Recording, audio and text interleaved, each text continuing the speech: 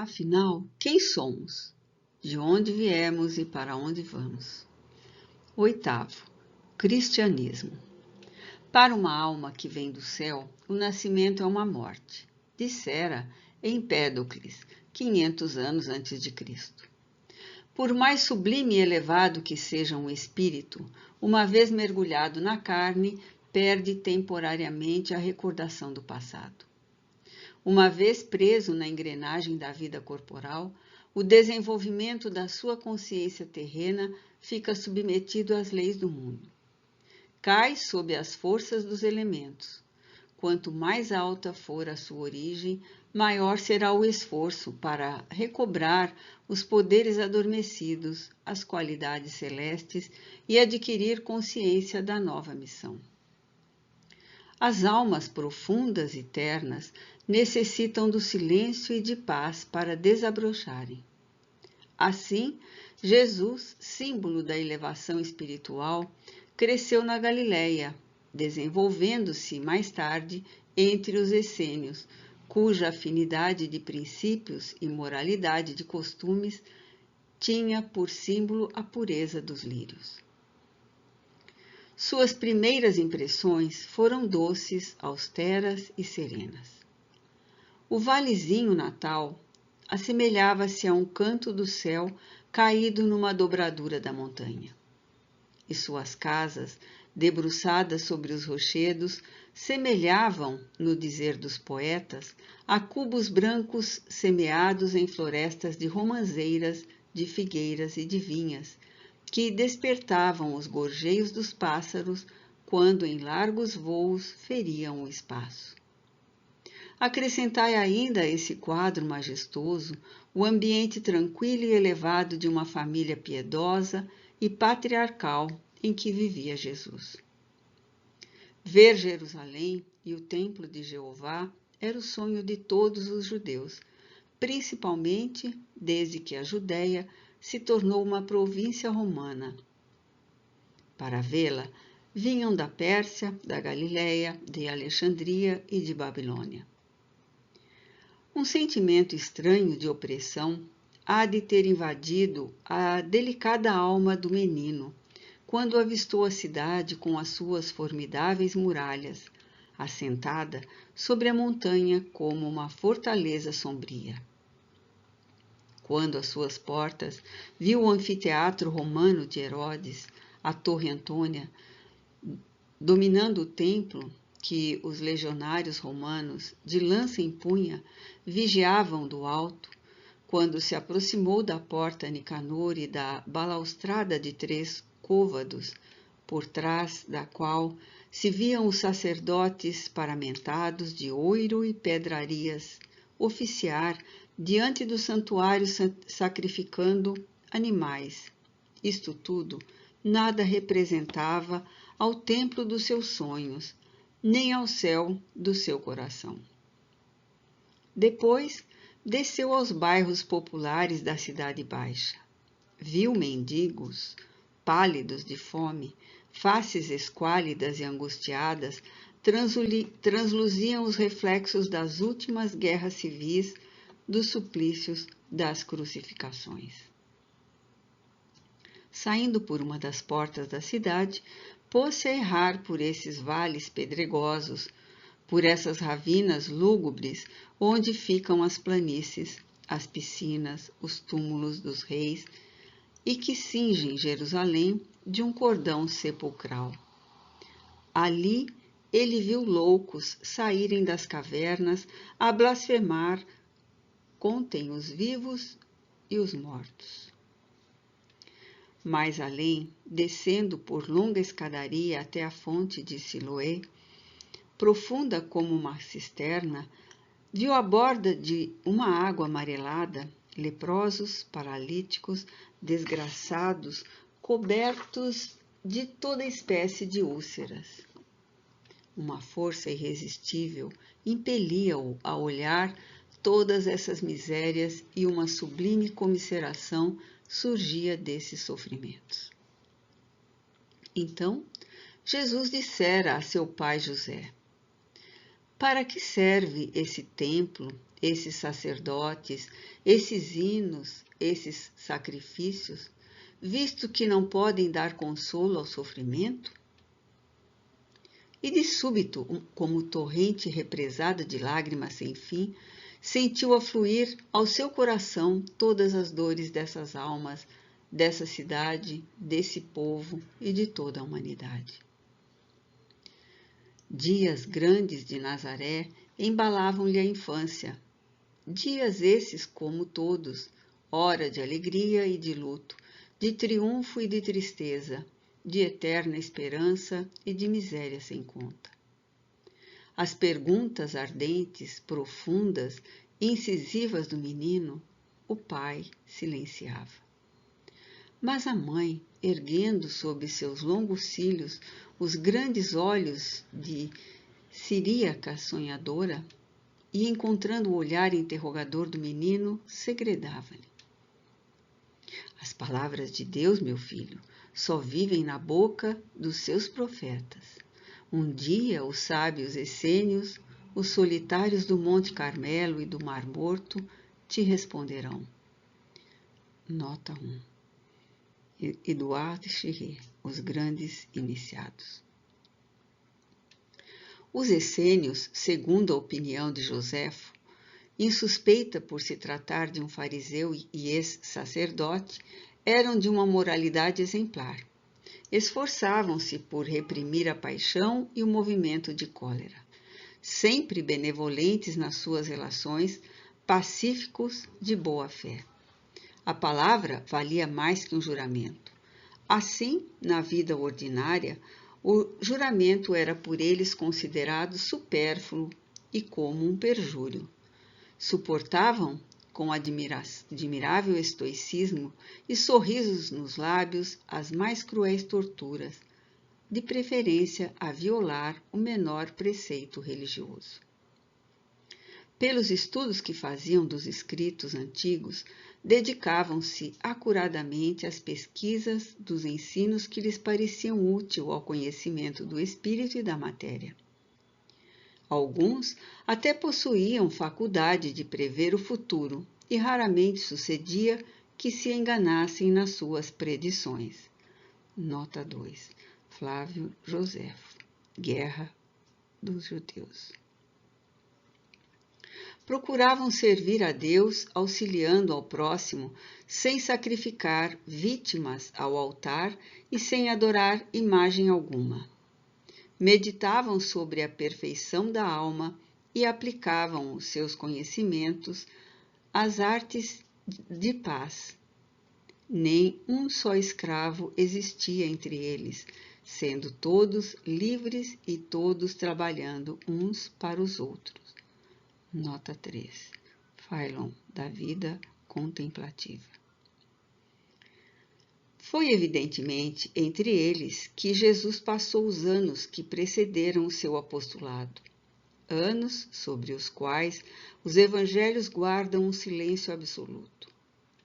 Tudo o indica, a identidade dos seus intuitos com os essênios, o auxílio que estes lhe prestaram em várias circunstâncias, a hospitalidade gratuita que ele recebia e a fusão final da ordem com os primeiros cristãos, os apóstolos, fusão de que saiu o cristianismo esotérico. Indiferentes à pompa exterior do culto de Jerusalém, repelidos pela dureza saduceia, pelo orgulho farisaico, pelo pedantismo e pela secura da sinagoga, Jesus foi atraído pelos essênios por tal afinidade. Nota 4.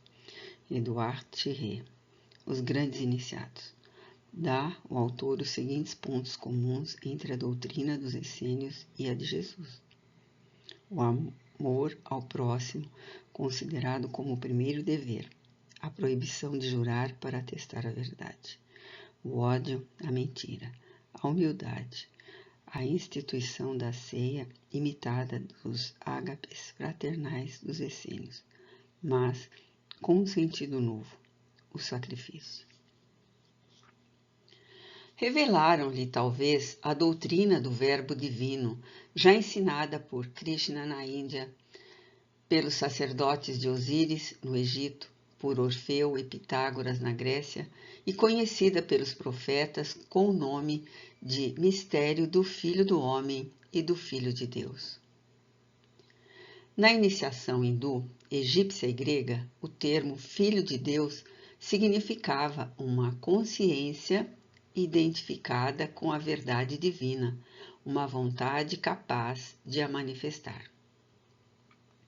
Segundo os profetas, o Messias devia ser a maior dessas manifestações.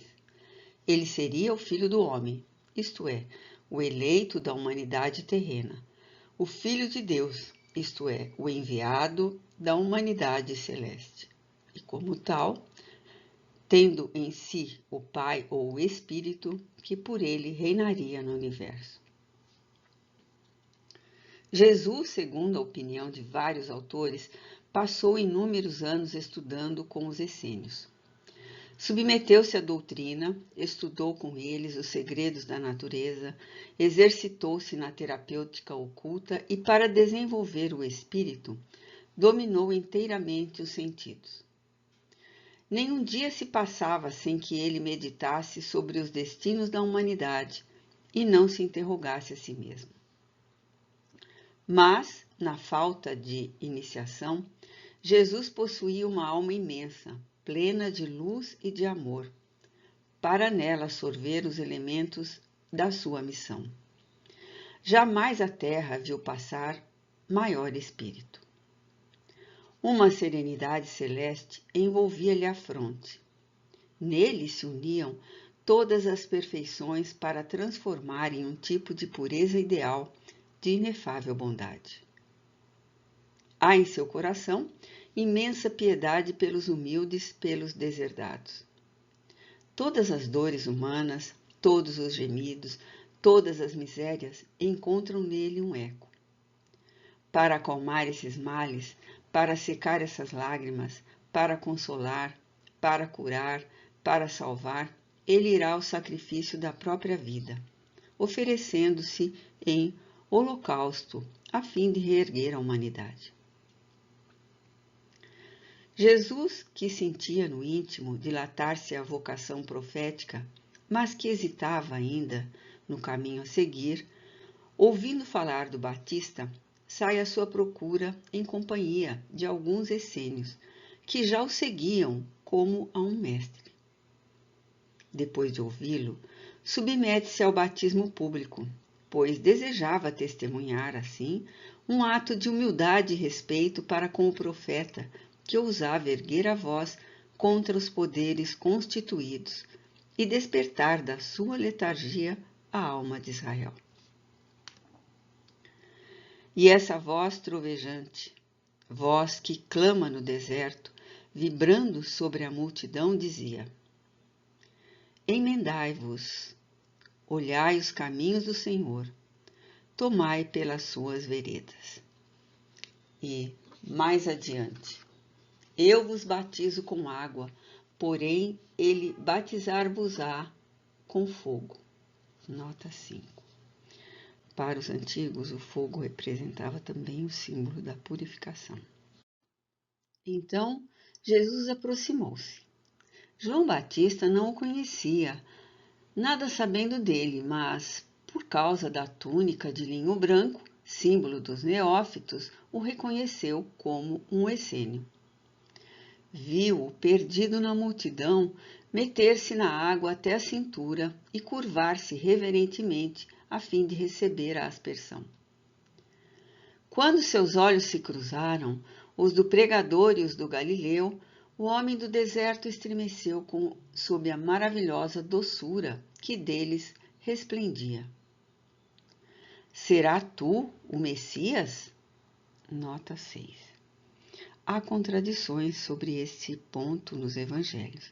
Se João o reconhecesse imediatamente, como nos fazem crer, como é que mais tarde, quando prisioneiro de Antipas em Maquerus, pergunta a Jesus: És tu aquele que devia vir ou devemos esperar por outro?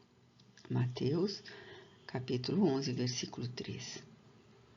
Não encontramos também, nos autores antigos que consultamos, sobre este ponto nenhuma referência. Quanto ao símbolo do Espírito Santo, em forma de pomba, ter envolvido Jesus no ato do batismo, santificando-o e reconhecendo-o como filho dileto de Deus, só os evangelhos o confirmam. A clarividência do misterioso Nazareno percebe a interrogação espiritual do profeta, mas, sem respondê-la, inclinando a pensativa cabeça e cruzando as mãos sobre o peito, pediu ao Batista a sua bênção. João sabia que o silêncio era lei para os essênios noviços. Estendeu, pois, solenemente sobre Jesus as mãos espalmadas, e o Nazareno, seguido dos companheiros, desapareceu por entre os canaviais do rio, rumo ao monte de Engande para orar e meditar. E eis que a interrogação espiritual de João Batista o perturba nas preces e penetra-lhe no silêncio da meditação, como o raio do Sinai. Seria ele o Messias? Realmente, a tentação representa na vida de Jesus a grande crise moral que todos nós devemos infalivelmente transpor quando em busca da perfeição. Então, Jesus pôs-se a orar com mais profundo fervor. Apoderou-se dele uma inquietação, uma perturbação crescente. Cuidou perder a felicidade maravilhosa em que vivia e mergulhar num abismo de trevas. Envolveu-o uma densa nuvem negra. Essa nuvem era feita de sombras de toda espécie, e ele distinguia nela as figuras de vários espíritos das trevas. Um turbilhão de vento, vindo do fundo dos espaços, transportou o vidente ao cume da montanha.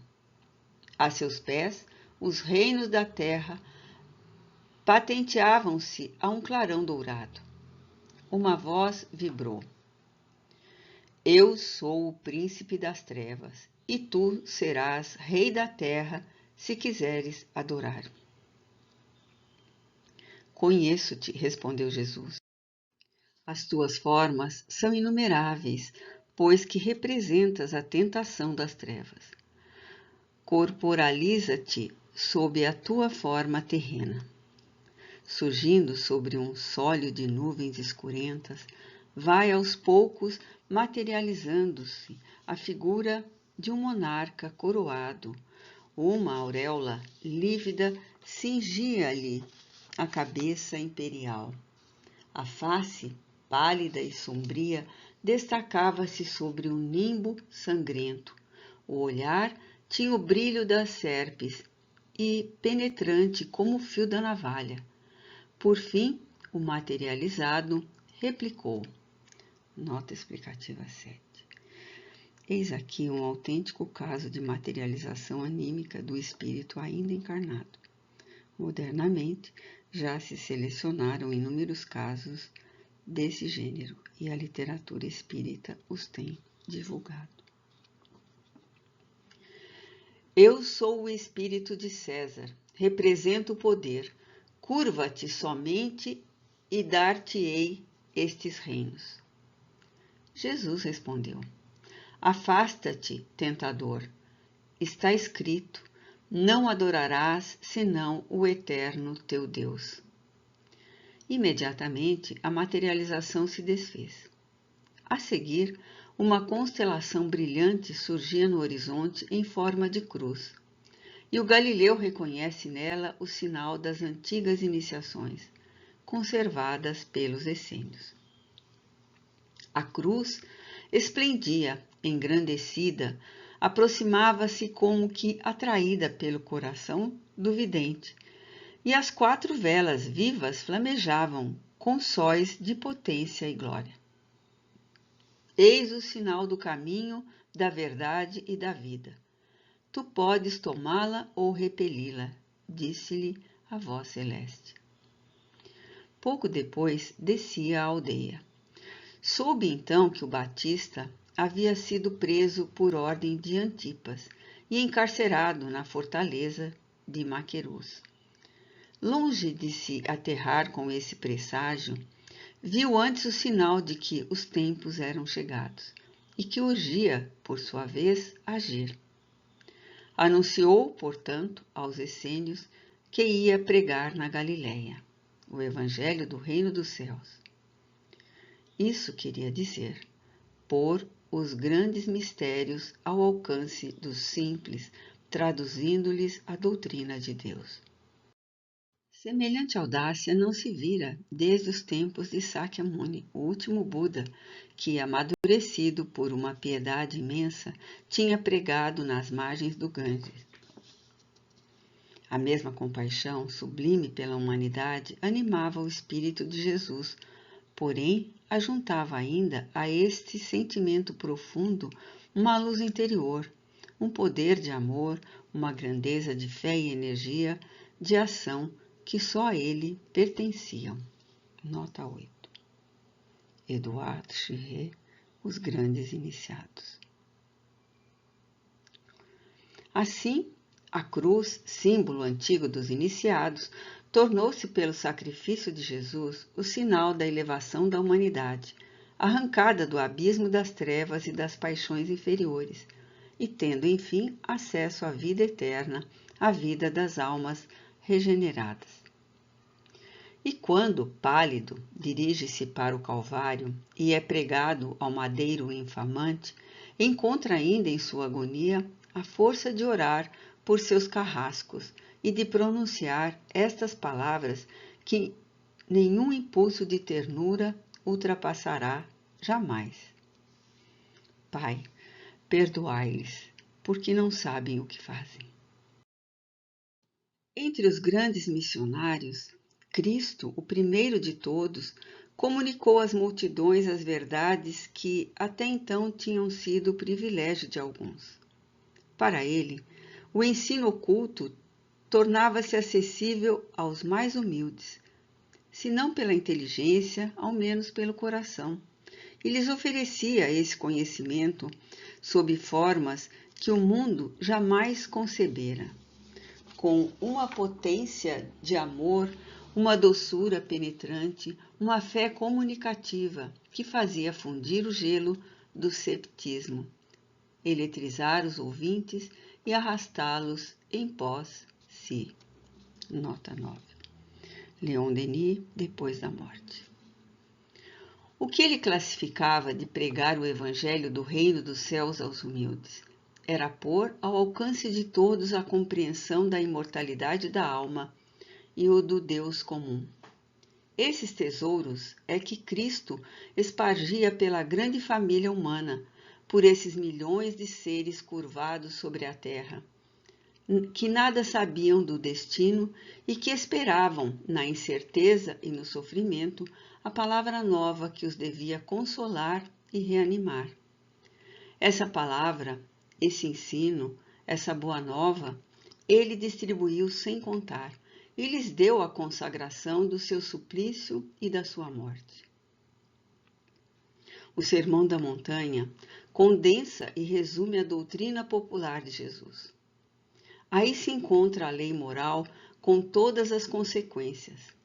Nela, os homens aprendem que as posições brilhantes não fazem sua elevação nem sua felicidade, mas que só poderão consegui-las pelas virtudes modestas e qualidades ocultas.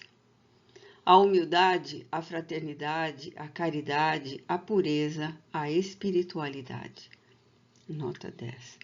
Leon Denis, Depois da Morte. Bem-aventurados os pobres de espírito, porque é para eles o reino dos céus. Nota 11. Deve-se entender por essa expressão os espíritos simples e retos, não, porém, como erroneamente interpretam por ignorantes. Bem-aventurados os que choram, porque serão consolados. Bem-aventurados os que têm fome de justiça, porque serão saciados. Bem-aventurados os misericordiosos, porque alcançarão misericórdia. Bem-aventurados os que têm o coração puro, porque verão a Deus. Assim, se exprime Jesus. Suas palavras evidenciam ao homem perspectivas inesperadas. É no mais recôndito da alma que está a origem das alegrias futuras. O reino dos céus está dentro de vós, e cada um consegue realizá-lo pela subjugação dos sentidos, pelo perdão das injúrias e pelo amor ao próximo. Para Jesus, no amor encerra-se toda a religião e toda a sabedoria. Amai a vosso próximo como a vós mesmos, e sede perfeitos, assim como vosso Pai Celeste é perfeito. Eis toda a lei e os profetas. Amai vossos inimigos, fazei o bem àqueles que vos perseguem e caluniam, a fim de que sejais filhos do vosso Pai que está nos céus, que faz com que o sol tanto se levante para os bons como para os maus, que faz chover sobre os justos e injustos. Porque, se só amardes aqueles que vos amam, que mérito tereis vós? Esse amor é Deus mesmo que nos exemplifica, pois os seus braços estão sempre abertos ao arrependido. É o que se depreende das parábolas do filho pródigo e da ovelha desgarrada. Assim, vosso Pai, que está nos céus, não quer que pereça um só dos seus filhos. Não será isso a negação do inferno, cuja ideia se atribui a Jesus? Se Cristo mostra algum rigor e fala com veemência, é a esses fariseus hipócritas que torcem a lei moral, entregando-se às práticas minuciosas de devoção. A seus olhos é mais louvável o samaritano cismático do que o sacerdote e o levita que desdenham socorrer um ferido. Ele desaprova as manifestações do culto exterior e revolta-se contra tais sacerdotes. Cegos condutores de cegos, homens de rapina e de corrupção que, a pretexto de longas preces, devoram os bens das viúvas e dos órfãos. Aos devotos que acreditavam salvar-se pelo jejum e abstinência, aconselha: não é o que entra pela boca que mancha o homem, mas o que dela sai. Os partidários de longas orações respondem: vosso Pai sabe aquilo que tendes necessidade antes que o peçais. Jesus condenava o sacerdócio, recomendando-o aos discípulos não escolherem nenhum chefe, nenhum mestre. Seu culto era íntimo, o único digno de espíritos elevados, e assim se exprime a respeito. Vai chegar o tempo em que os verdadeiros crentes adorarão o Pai em espírito e verdade, porque são estes os adoradores que o Pai procura. Deus é espírito e cumpre que os seus filhos o adorem em espírito e verdade. No seu Evangelho, também deparamos com a afirmação das vidas sucessivas das almas. Em verdade, se o homem não renascer de novo, não poderá entrar no reino de Deus. O que nasce da carne é carne, o que nasce do Espírito, Espírito é. Não vos admireis do que vos digo, pois é necessário nascerdes de novo. O Espírito sopra onde quer e entendeis a sua voz, mas não sabeis de onde vem nem para onde vai. Também sucede o mesmo com todo homem que nasce do Espírito. Há diversas moradas na casa de meu Pai. Vou preparar o vosso lugar, e depois que eu for e tudo houver arranjado, voltarei e vos chamarei a mim. O alvo a que tende cada um de nós e a sociedade inteira está claramente indicado. É o reinado do Filho do Homem, do Cristo social, ou, em outros termos, o reinado da verdade, da justiça e do amor. As vistas de Jesus dirigem-se para o futuro, para esses tempos que nos são anunciados. Enviar-vos-ei o Consolador. Tinha ainda muitas coisas a dizer-vos, porém ainda não podereis compreendê-las.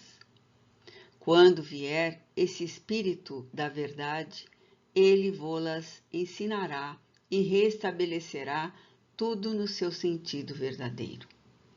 Nota 12. João capítulo 16, versículos 12 e 13. A Igreja só vê nestas palavras o anúncio do Espírito Santo, descido algum tempo depois sobre os apóstolos.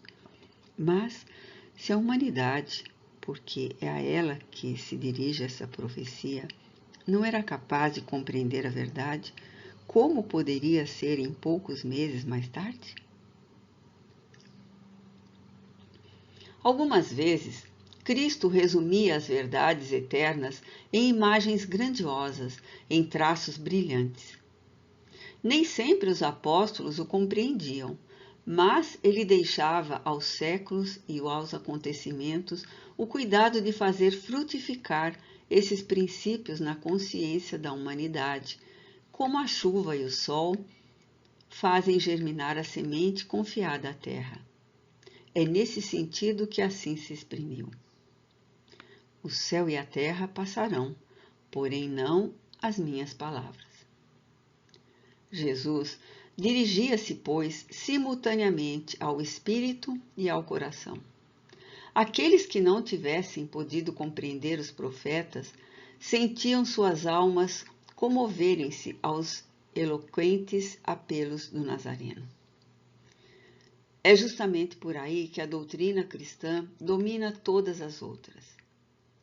Para atingir a sabedoria, era preciso, nos santuários do Egito e da Grécia, franquear os degraus de uma longa e crucial iniciação, ao passo que, pela fraternal caridade, todos podiam tornar-se bons cristãos e irmãos em Jesus.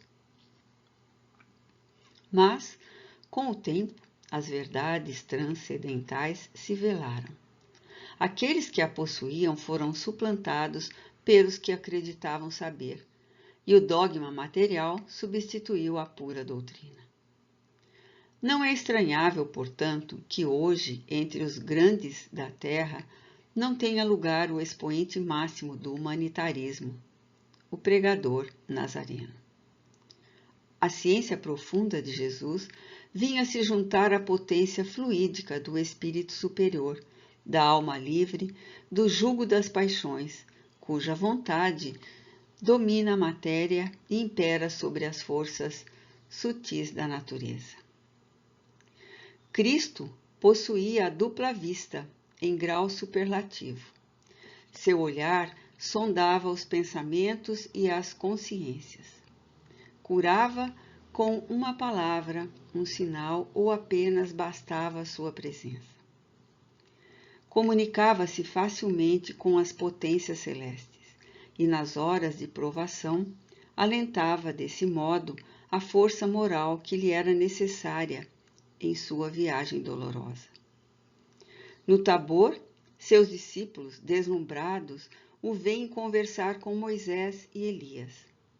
É assim mesmo que, mais tarde, depois de crucificado, Jesus lhes aparece na irradiação do seu corpo fluídico, etéreo, desse corpo a que Paulo se refere nos seguintes termos: há em cada homem um corpo animal e um corpo espiritual. Nota 13. Primeira carta aos Coríntios, capítulo 15, versículos 5 a 8. A existência desse corpo espiritual está hoje demonstrada pelas experiências da psicologia moderna. E isso, em capítulos seguintes, vamos demonstrar ao leitor. Não podem ser postas em dúvida tais aparições, pois, por si sós, explicam a persistência da ideia cristã. Depois do suplício do Mestre e da dispersão dos discípulos, o cristianismo estava moralmente extinto.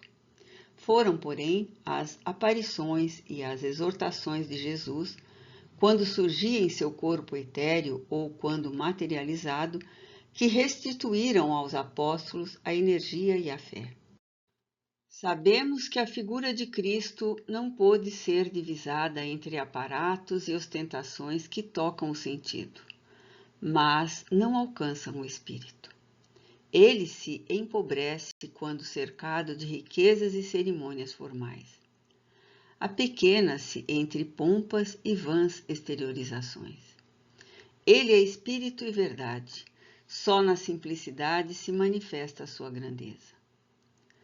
Sabemos também que Jesus não pertence a uma seita, pertence à humanidade, e mesmo os que o desconhecem lhe devem o que tem de melhor, e que seu evangelho não é um código, mas um sursum corda. E sabemos, finalmente, que procurar a verdade é dizê-la como é encontrada. Nunca poderá ser um crime aos olhos de Deus. A verdade em si é muito profunda, varia de acordo com os conhecimentos que temos. E a ninguém, portanto, se deve impor uma convicção. A convicção é livre.